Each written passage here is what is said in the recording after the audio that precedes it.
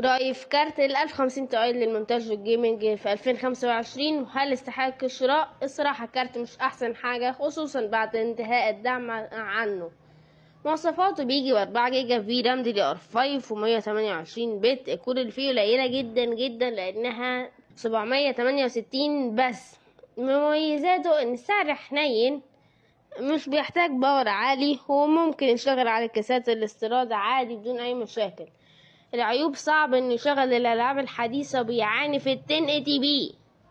البدائل من نيفيديا: عندك ال 1060 ال3 جيجا للشغل، والار اكس ال 570 ال4 جيجا للجيمنج. الخلاصة: لو عايز حاجة اقتصادية جدا يبقى خيار كويس لو هدفك شغل مونتاج على كاسات الاستيراد، او باور ضعيف لو لقيته ارخص من 1060 3 جيجا الار اكس ال 570 جيبه على طول من غير اي تفكير.